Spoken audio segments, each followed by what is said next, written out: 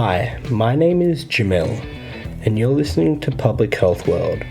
Join me as I interview people making a difference in the world and their communities through public health and global health alike.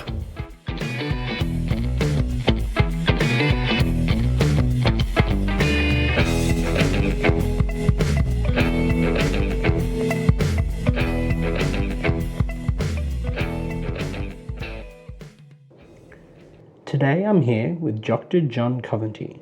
He's a public health nutritionist who specializes in food culture and health.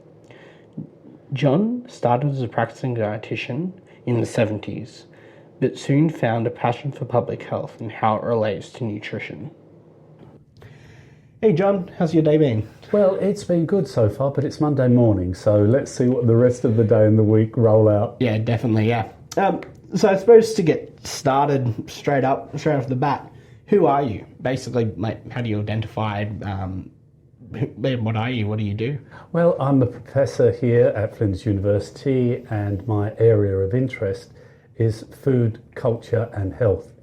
And I slip that word culture between food and health because for me, the link between food and health is always contextualised around the culture that we're talking about. So my general area really is to look at food culture and what that means for individual and population health. Yeah, cool. So kind of adding on to that, it's not technically on there, but what qualifications do you have for anyone who might be interested in the sorts of jobs you've done? Yeah, the first qualification that I got in this area was really my first degree in nutrition and dietetics. So I was actually a card-carrying dietitian for a number of years, and I worked in clinical situations. I spent 6 years at the Children's Hospital in Sydney. I then worked in more public health situations. So coming out of the clinical milieu and going into broadly public health, that's what I did then. My master's degree was in education, especially how we educate health personnel, and that was a really good course to take. And my PhD was really in the moral history of food and health.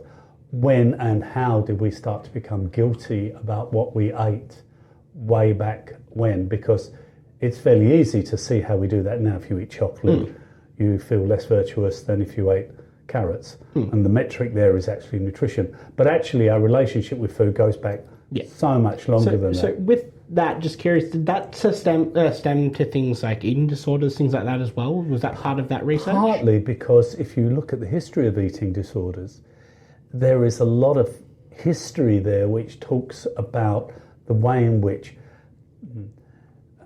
people who have eating disorders feel guilty about food, they feel shame, and then their need to repair that, which manifests itself in altered eating, is kind of part of that disorder. Yeah. So yeah, it did touch upon that, but mostly in a historical sense, the way that food can be used to provide us with a kind of a moral guideline.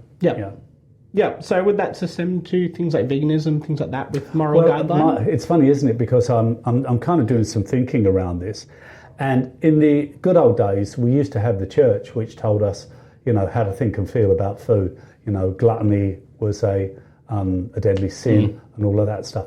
And once we've kind of repackaged that and we've set all that religious stuff aside, there is still this relationship that we want to have with food.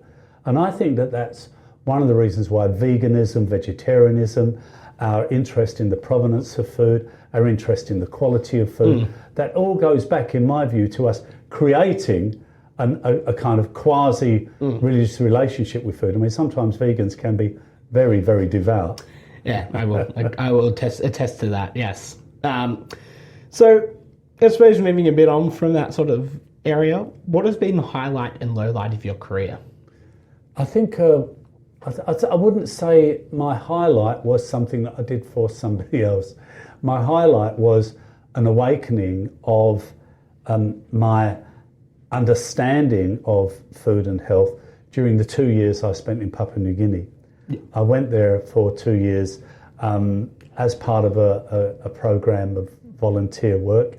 And the New Guinea culture was so different from my own, it kind of blew me away, trying to understand how people in that culture thought, experienced things. So that was a bit of a highlight. The low light might come from that when I realised how trivial I was in the sort of notion of change, as it were. New Guinea is a country which is undergoing rapid urbanisation. So people leave the rural areas and go to live in the city.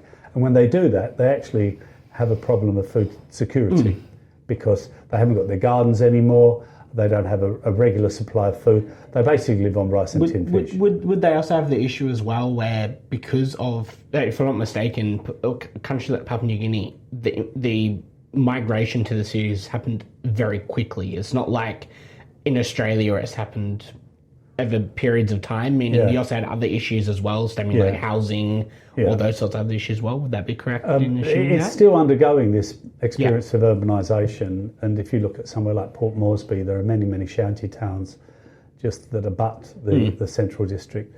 So when I realised how big the problems were and how small I was in the face of them, that was quite sobering. I suppose I'd put that as a kind of a low water mark rather than a high water mark. Yeah, cool. So from there, what would you class your definition of public health?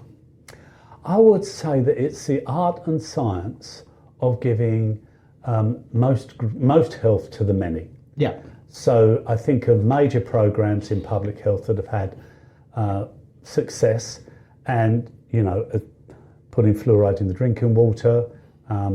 However you feel about that has to be one of the most successful ways of protecting dental health. Breastfeeding has to be one of the best ways of nourishing young babies. Our views now on tobacco control, where cigarettes and other tobacco products have fallen in use incredibly, and Australia's been a world leader in that. All of that have been strong public health programs. Unfortunately, we don't seem to be doing very well in the area of food and health, Jamal. We can talk about that. Yeah, definitely. So I suppose almost talking about that almost straight away from that would be what is public health nutrition and why is it important? Yeah. And also how does it stem? How is it different from regular nutrition and dietetics? Yeah. So public health nutrition would be the application of the principles that I mentioned, the greatest health to the greatest number, to the food supply. And normally in public health nutrition, you have some goals that you are trying to achieve. And I suppose the ones that are most familiar to people listening to your program might be the Australian Dietary Guidelines. So the role of public health nutrition would be to try to help people individually, in groups, in families and communities, to move closer to those guidelines, which are currently being revised, by the way, but they probably won't change very much because they're bound to come back and tell us that we should be eating more fruits and vegetables, whole grain cereals, minimum amounts of animal protein, larger amounts of plant-based foods, etc., etc. So really the role of public health nutrition is to try to figure out what are the barriers and what are the levers in relation to achieving those goals. Yeah. So what does public health nutrition do right? I think it does right in terms of looking at the evidence that we have to help us better understand the relationship between food and health. And that's very, very important. Otherwise, you run the risk of promoting principles which don't have an evidence base and are unlikely to actually improve the population's health. So it does that right. Yeah. So going on from that, what are some weaknesses of public health nutrition? Okay. So here's a good example of one of the weaknesses. The last round of the Australian Dietary Guidelines about 5 years ago were released. 2013, I think it was. Something like that, thank you. And there's now some data which shows how many people were able to comply with those dietary guidelines. So one study by Professor Kylie Bohr at Deakin University. She had access to the dietary information that was collected as part of the Women's Longitudinal Health Study. And this was information on the diets of 10,500 women, actually more than that, 10,520 women. So Kylie and her group looked at that dietary data and looked at it in relation to what the recommendations are. So they were able to see how well these women complied with the Australian Dietary Guidelines. Yes. I may have already told you this, Jamal, so help me here. Of the 10,500 women, how many do you think were able to comply with the Australian Dietary Guidelines? You didn't tell me, but as a guess from my own little bit of research on this sort of area, I would probably say very few. I would, as a guess, maybe 10%. Okay, 2 women. Huh.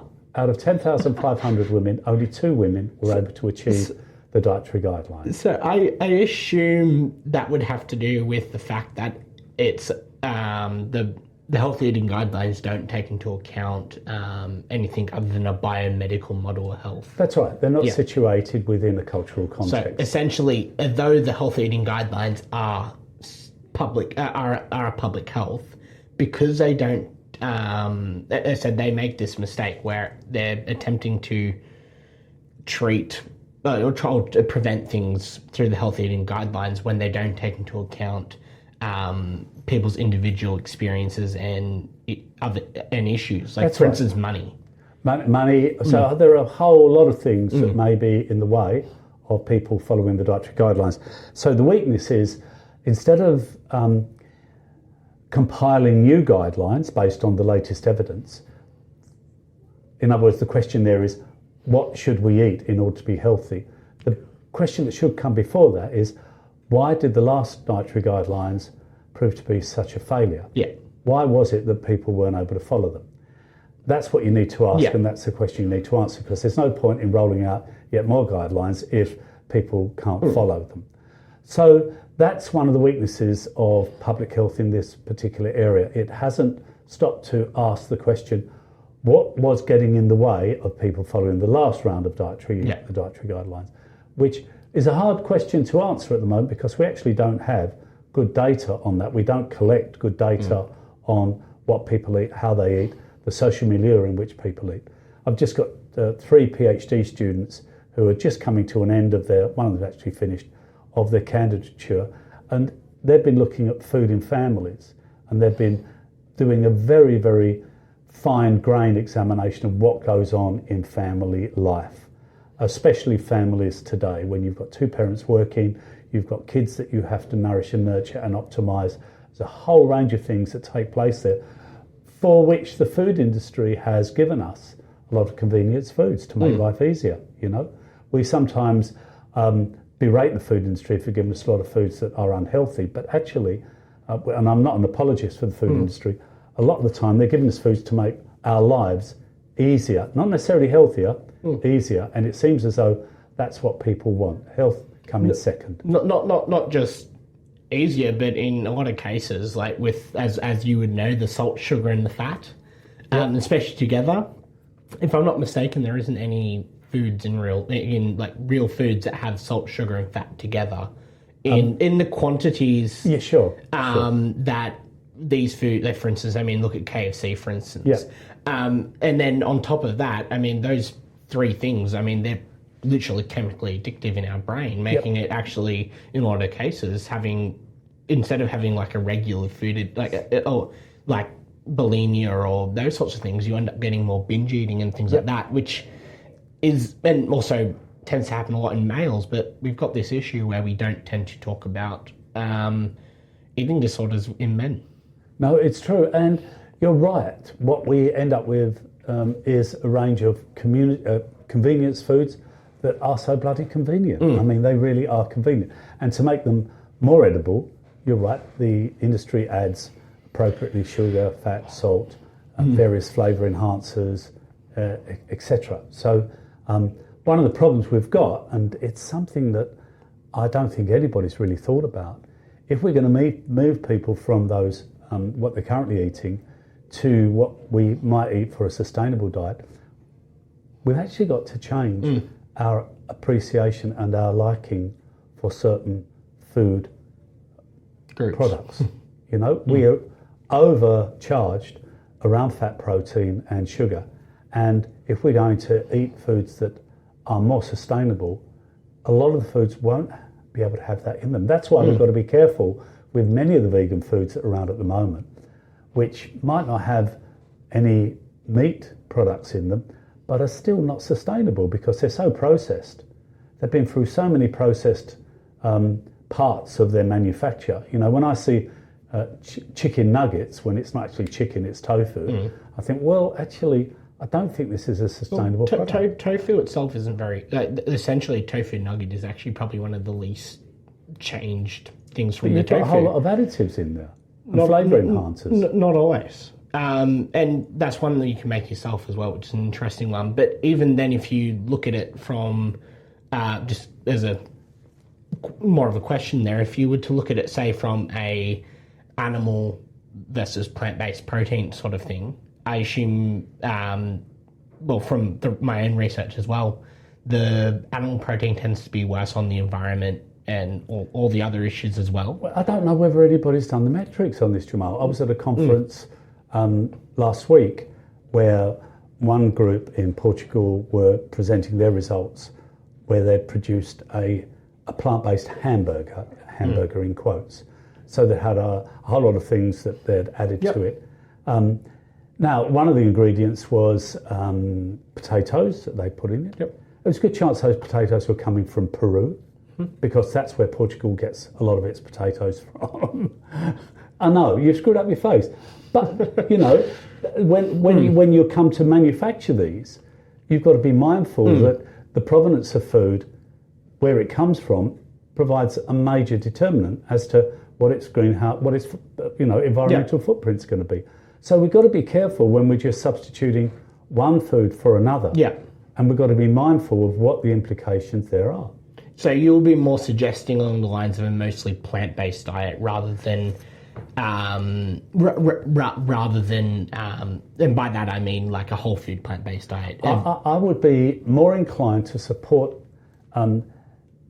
food change that appears to be following already existing plant-based cultures, plant-based food cultures, and doing that very successfully. So if you and I went to a traditional Indian restaurant, we could easily eat vegan. Yes, definitely. We don't have to have tofu nuggets. You know, we could easily follow a vegan diet, and there are many food cultures that we could follow. We don't have to buy into highly manufactured foods like vegetarian sausages. We don't have to do that. I agree wholeheartedly. We don't have to. Like I said, I'm predominantly whole food plant-based. But every now and then, like, I don't mind the odd... like I said, like, I actually just bought some vegan popcorn chicken to try. Being a new one, I thought I'd give it a try. But I don't necessarily mind doing that sort of thing because I know, one, the studies show that the impacts on the environment tend to be a bit better. In some cases, a lot better. Especially around the greenhouse gases and the methane sort of area and the physical land usage. I was reading one study recently that I don't know how it is in Australia, but I know that in America, it's about 75% of the arable land is used either for crops for animals or for the actual physical grazing, farming. So when you consider it that way, and like the way I look at it is from a lot of it from the environmental and even to some extent the health point, but predominantly around the environmental issues of the animal agriculture, I tend to lean more towards the plant-based for that side. But, and I think that's cool. I've never seen a comparison of the environmental footprint of some of the milk substitutes that we have today compared to cow's milk.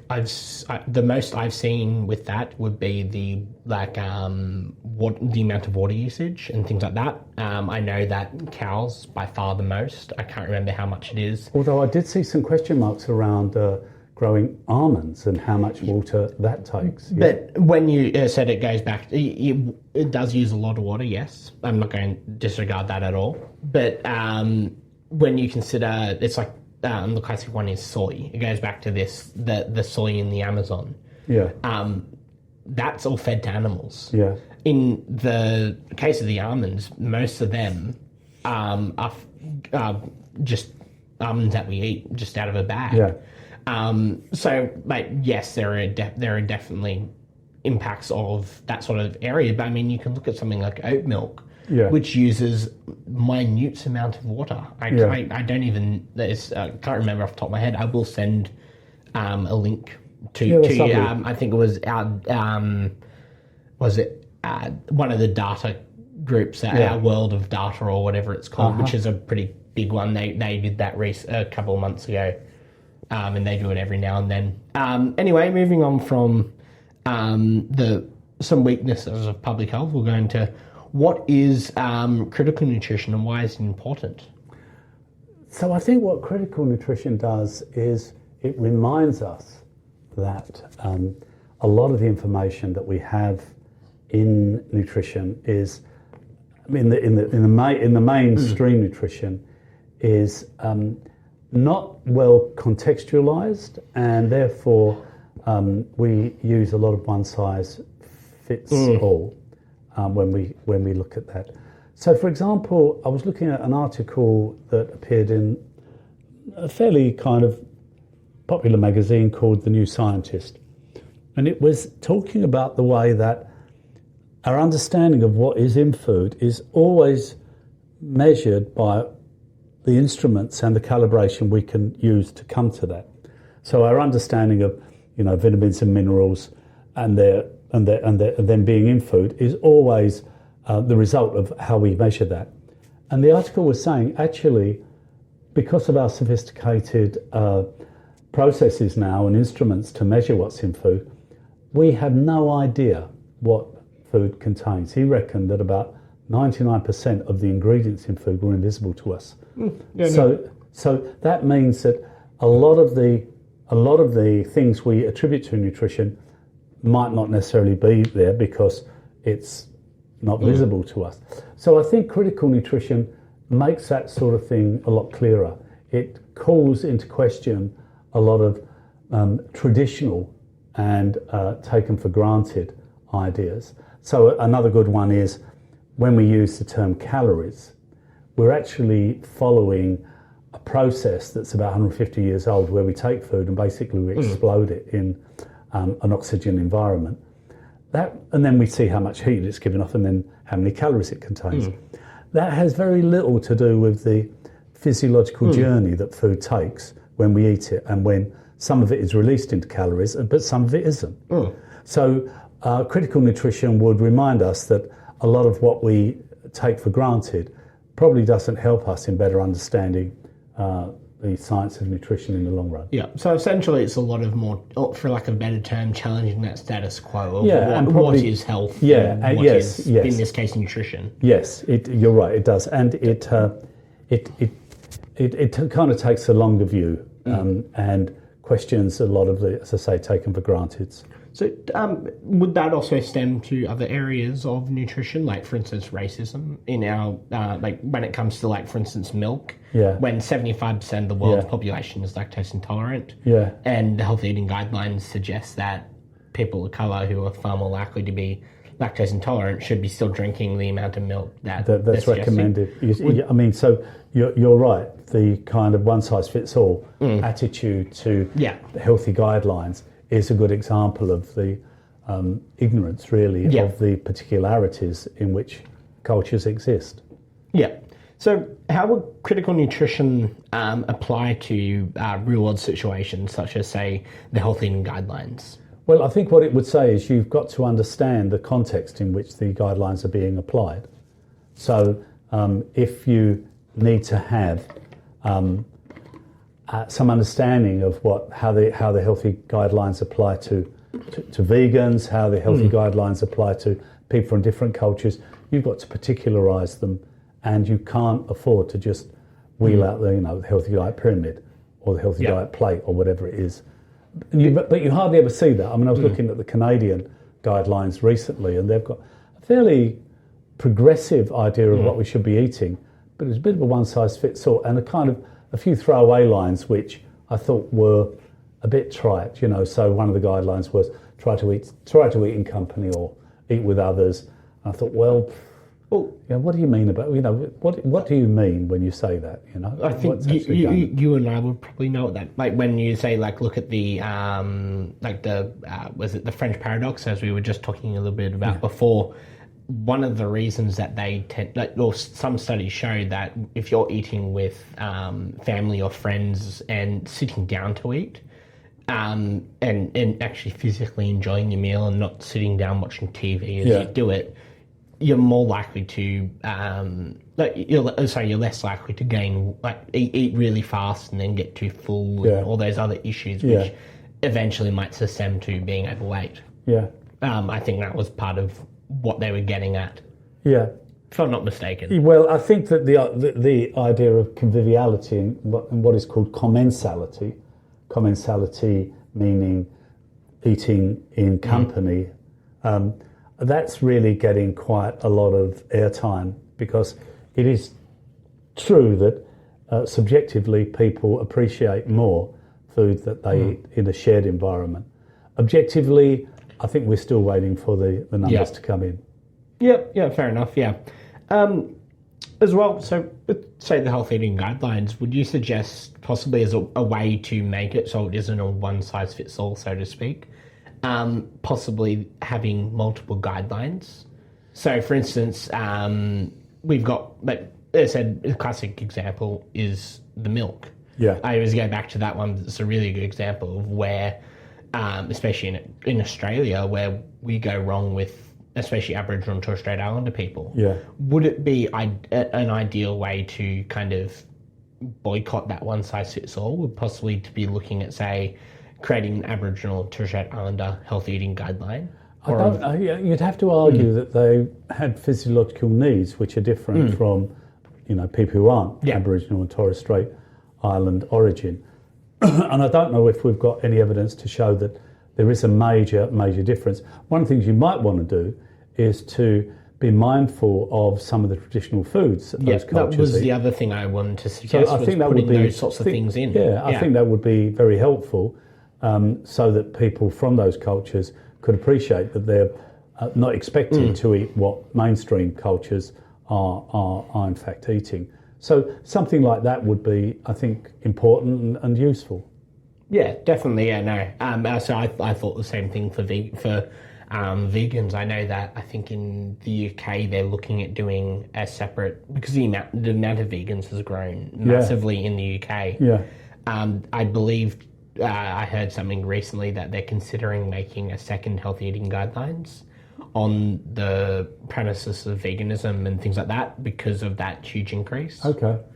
Well, that'd be interesting to look at and see how different it might be from what I mentioned earlier, which was the Canadian dietary guidelines, because they're moved a lot of animal-based foods out and plant-based foods in. So we might already have that. We might already have that in those guidelines. Well, I mean, Harvard Health is another good example where if you look at them, though they don't technically have food on their plate, when you actually read what they talk about, their idea is for a mostly plant-based diet. Which keeps on coming across. As I said, I grew up on farms, so for me it was very weird. When I first came across, for me it was the China study. I don't know if you Yes, I've seen that, so I came across that and it blew my mind. Just this idea that even though this area was in China, obviously was relatively in poverty still, they didn't really have the chronic diseases that were affecting in America and even Australia. And it was very interesting. I've both read the book and I've also watched Forks Over Knives, which is a documentary on that. And reading and watching this documentary, it's very interesting to see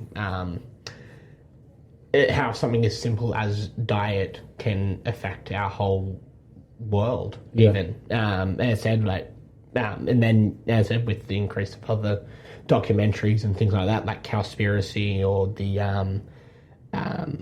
Life on Our Planet by David Attenborough, all those new documentaries coming out, which are suggesting that in order for us to even meet things like the sustainable goals, or that the UN created, or even hit our climate goals, we need to start looking at animal agriculture as well, because it's as if they, especially in a country like Australia, like even the Greens, they actively avoid the subject of animal agriculture in the sense of global warming.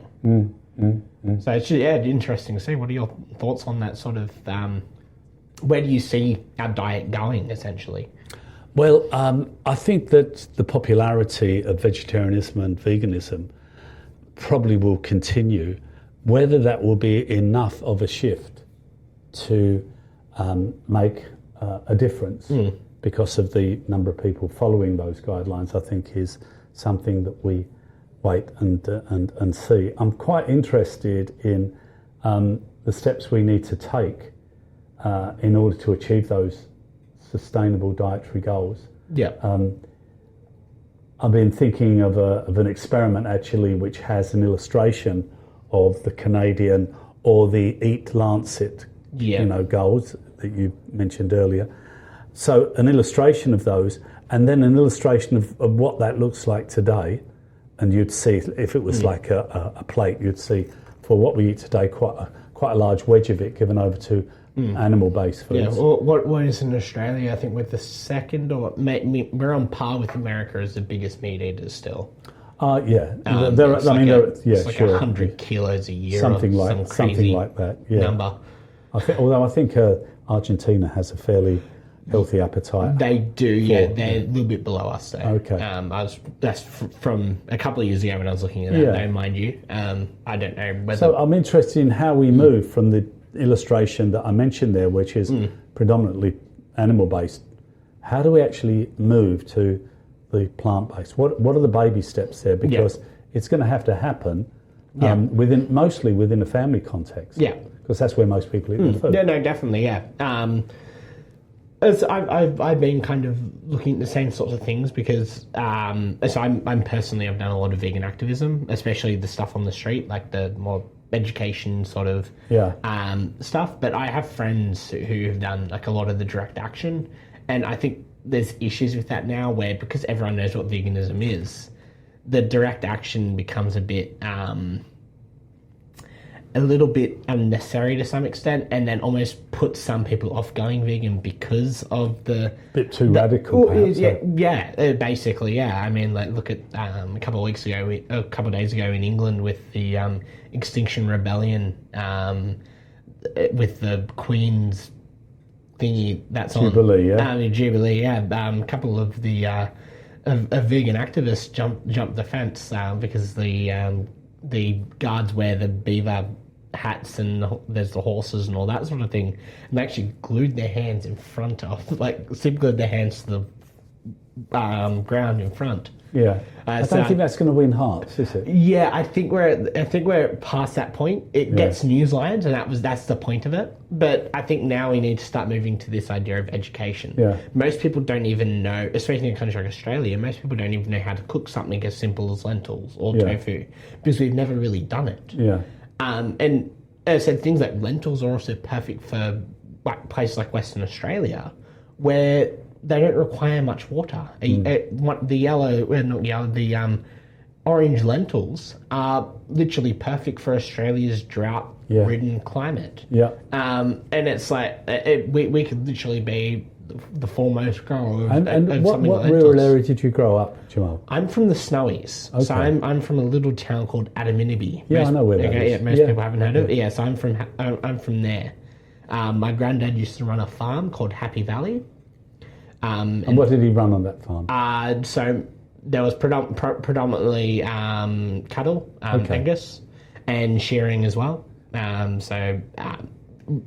My granddad owned the farm, my uncle ran it, sort of thing. My granddad actually ran a museum physically inside in there, which was back then when I was a kid, was quite a big, like a lot of people knew about it. It was one of the largest pre-colonial history museums in Australia for Australian history. So they had a lot of colonial history stuff. A lot of the Man from the Snow River, that sort of era. I suppose moving on, we're getting pretty close to the end now. Do you have any advice for students interested in public health, nutrition, or public health itself? Well, we have some terrific programs that run through the university. If you want to do public health nutrition, you might want to think about doing a nutrition major with one of the health sciences programs. What about the other out where, because as now the Masters of Public Health, they have different routes, one of them being a Masters of Public Health Nutrition. Okay. Well, I didn't know that, but that's great. I mean, that's going to be the entry point. I would caution people about taking study with organisations that promote naturopathy and things like that, because that won't necessarily lead you to many of the jobs that are out there, which are often government sponsored, and naturopathy isn't really well recognised as being one that the government positions would support, or non-government agencies. So if anybody wanted to study public health nutrition, I would encourage them to enrol in one of our programs, and there are many around the 3 universities. Nutrition and dietetics is a very popular option, but very competitive to get in there. And a lot more science-based as well. A well. lot more science-based and a lot more clinical-based. So, if you want to actually sit down in a clinical setting and advise people, that's what you're going to need to do. But if you'd like to be more into, learn more about policy and there's sort of the guidelines that the development of various guidelines, public health nutrition would be more appropriate to that. So more if you want to change the system, so to speak, without sounding too radical. If you want to help try and change how we see nutrition, or even work at how we see different people see nutrition, you would suggest people more going to the more the more public health nutrition over the dietetics. That would be a better way of doing it, rather than if you're in a clinical setting, you don't really have the opportunity to do that. Just as a side question as well, it is semi-related to this sort of area. I've noticed personally that we miss a lot of networking, communication sort of training in public health. How important has that been to you? Like, do you think we need that sort of a boost in those sorts of areas, being able to network either with other public health students or with other people? I think that there are opportunities to do that, but they're not as obvious as you would like them to be. So, for example, the Public Health Association in Australia has a special interest group that looks at nutrition, and so that's a networking opportunity there. You'd have to be a member of the PHA in order to do that, but that's there. I think groups like the Nutrition Society, which used to be run mostly by the people at the CSIRO, although I think the coordinator now comes from somewhere else. That's another opportunity to network. And I'm sure there would be blogs or something like that, Jamal, that would be a useful way of creating networks. Have you found networking important in your basically in your career? It's funny, isn't it? For the first time in over 2 years, I was at a conference last week where we attended face-to-face, and all of us just remarked how we missed this. I mean, I came away with about 5 or 6 business cards from people that I'll follow up as part of my own network. So I guess what I'm saying is that networks, yes, they are important. They really are important in helping you appreciate more the kind of work you're doing and providing you the opportunity to work with others. So, that's, I would call them informal networks. As opposed to the PHA one, which is a more formal way of networking. Yeah, definitely. Yeah. So I suppose to finish up, what resources would you recommend, be that books, research papers, journals, documentaries, etc.? Good. Everybody who's interested in food should read Diet for a Small Planet by Francis Moore Lappé. That book came out around about 1970, and in that, Lappé has argued the case for plant-based foods as opposed to animal-based foods. An amazing book for its day. It really blew people away. And then kind of went to sleep, but has been part of a resurgence since people have been interested in that. I think there are a couple of cookery books that people would do well to follow. One, strangely, is one I was looking at last night called French Provincial Cooking by Elizabeth David. Not necessarily to follow the recipes, but just to appreciate the culture, the food culture they have in France. So her book is a marvellous example of that particular culture. And then read anything by Rosemary Stanton. Yep. She writes really good books. She writes them with an aim that they be understood by more general public. She doesn't write in technical language. She's excellent. So anything by Rosemary Stanton is wonderful. And of course, perhaps people might want to read one of my books. One is called Food, which is a very slim volume. It's only about 100 pages long, which goes into a whole lot of things that I wanted to talk about with food. Yeah, so literally just called Food. It's just called any other books have you written, or just that one? No, I've written 4 other books. 2 of them solo, and others in in partnership with colleagues. Yep. So I've written books about food insecurity, food poverty, food morals and meaning was my first book. Yep. So I don't want to pat myself on the back, but they're not a bad read. Okay, yeah, cool. I'll work out a way I might be able to link them through Amazon or something. That'd be good. So yeah, if you send me a message with what those ones are, I'll add that to the description of the podcast. Lovely, I'll do that. And as well, thank you for being on the podcast. It was an absolute pleasure.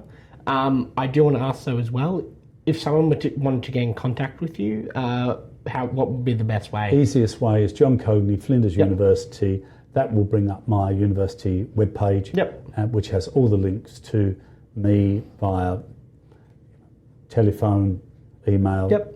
I'll add a link to that as well. Yeah, that'd be good. Yeah, so thanks heaps for this podcast. Absolute pleasure. Yeah. Terrific. Thanks. Thanks, bye.